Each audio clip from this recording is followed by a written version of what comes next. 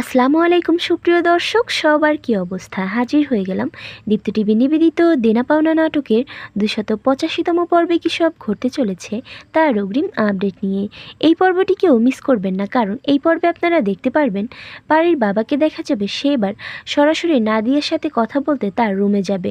সেখানে গিয়ে সে তার পরিবারে কে কে আছে সেটা জানতে চাইলে নাদিয়া হেসে দিয়ে বলে উঠবে, পল্টু এত ভনিতা করো না, আমি জানি তুমি আমি বিয়ে করেছি কিনা সেটাই জানতে চাইছো, তাই না? তুমি ভালো করেই জানো যে আমি যদি জীবনে কাউকে বিয়ে করতাম সেটা তোমাকে পাইনি বলে আজও কাউকে বিয়ে করিনি। কিন্তু দেখো, তুমি আজ পুরো সংসারী হয়ে গিয়েছো আর আমি আজীবন একাই রয়ে গেলাম। একথা শুনে পারির বাবা বলে উঠবে, যাই হোক নাদিয়া, এত ভনিতা করে না বলে সরাসরিই বলি, তুমি যেই বাড়িতে আছো সেটা নিয়ে আমাদের ছেলে মেয়েদের একটু অসুবিধা হচ্ছে, কারণ ওরা ওদের মায়ের ব্যাপারে খুবই সেনসিটিভ। তাই যত তাড়াতাড়ি তুমি এ বাড়ি থেকে তোমার কাজ কমপ্লিট করে চলে যেতে পারো সেটাই আমার জন্য ভালো হবে।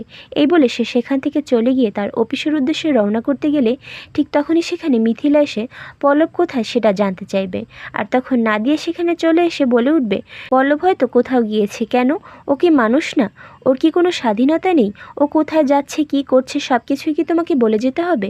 শোনো পল্টু, এসব স্বামী কন্ট্রোল করা বউগুলো না খুবই ডেঞ্জারাস হয়, ওদেরকে একদমই লাই দিতে নেই। একথা শুনে মিথিলা বলে উঠবে, শোনো মামা, অন্যের সংসারে এসে বাইরের মানুষ হয়েও এত কথা বলাটাকেও লাই দিতে নেই। এই বলে মিথিলা সেখান থেকে চলে গেলে নাদিয়াকে দেখা যাবে সে সেটার সুযোগ নিয়ে পারির বাবার সাথে মিথ্যা মিথ্যা কান্না করার অভিনয় দেখিয়ে তাদের বাড়িতে থেকে যাওয়ার ব্যবস্থা পাকাপোক্ত করে ফেলবে। মিতুকে দেখা যাবে সে এবার আরমানকে বাচ্চার কথা বলে ব্ল্যাকমেল করে তার বশে নিয়ে নিবে এবং পারি ও ইরফান সহ পুরো পরিবারের বিরুদ্ধাচারণ করাবে। মিতুকে দেখা যাবে সে এবার গায়ে পড়ে পারির সাথে ঝগড়া করতে গিয়ে তাকে অনেক আজে বাজে কথা বললে তখন পারি বলবে, ভাবি আপনি কোনটাকে লোভী আর বেহায়াপানা বলছেন? আসেন আমি আপনাকে বুঝিয়ে দিচ্ছি। আপনি হয়তো অতীত ভুলে গিয়েছেন। নিজের স্বামীর বন্ধুর সাথে পরকীয়া করে শাশুড়ির গহনা নিয়ে পালিয়ে যাওয়াটাকেই লোভ আর বেহায়াপানা বলে, বুঝতে পেরেছেন? একথা শুনে মিতু রেগে গিয়ে পারির গায়ে হাত তুলতে গেলে ঠিক তখনই ইরফান এসে মিতুর হাত ধরে ফেলবে এবং তার এই দুঃসাহসের জন্য তাকে অনেক কথা শোনাতে থাকলে ঠিক তখনই সেখানে আরমান এসে ইরফানকে অনেক কথা শোনাবে এবং বলবে, ইরফান তোর এত বড় সাহস, তুই মিতুর সাথে এরকম ব্যবহার করছিস? তোরা কি ভুলে গিয়েছিস যে মিতু তোর এবং পারমিতার দুজনেরই বড়? নাকি এতদিন আমি অসুস্থ ছিলাম বলে মিতুর সাথে যা ইচ্ছা তাই বলে অপমান করে কথা বলাটা তোদের রেওয়াজ হয়ে গিয়েছে?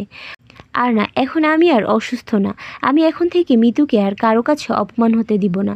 শুধু মিতু না, তুই তো আমার সাথেও একই আচরণ করিস, এমন একটা ভাব করিস মনে হয় যেন তুই আমার বড়। আমার মনে হয় এখন থেকে তোর এই বিষয়টা ভাবা উচিত। পরক্ষণে ইরফানকে দেখা যাবে সে এবার তার বাবার কাছ থেকে সেই পেপারসগুলো নিয়ে গবেষণা করে অনেক ইন্টারেস্টিং একটা ইনফরমেশন জানতে পারবে এবং সে অনেক বেশি খুশি হয়ে যাবে এবং মনে মনে বলবে, মিস্টার রহমান, কাল কনফারেন্স রুমেই আপনার সাথে আমার দেখা হবে।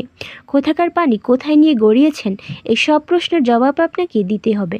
আর অন্যদিকে আপনারা দেখতে পারবেন পলাশ সাহেবকে দেখা যাবে সে এবার পাড়ের বাবার কাছে এসে বলবে, আফজাল সাহেব, যে লোকটা লোন নেবে তার কাগজপত্রে একটু ঝামেলা আছে, আপনার কাজ হলো সেটা কি ঠিক করা, বুঝতে পেরেছেন? একথা শুনে পাড়ির বাবা কি করতে হবে সেটা জানতে চাইলে পলাশ সাহেব বলে উঠবে, আরে সেটা আমি কি করে বলবো, এটা তো আপনার কাজ। এই বলে পলাশ সাহেবকে দেখা যাবে সে মানুষকে ঠকিয়ে কিভাবে টাকা কামানো যায় সেটা পাড়ির বাবাকে শিখিয়ে দিবে। আর এছাড়াও থাকছে আশ্চর্য সকল ঘটনা। সুতরাং সবাইকে দেনা পাওনা নাটকের আগামী পর্ব দেখার আমন্ত্রণ রইল। ধন্যবাদ।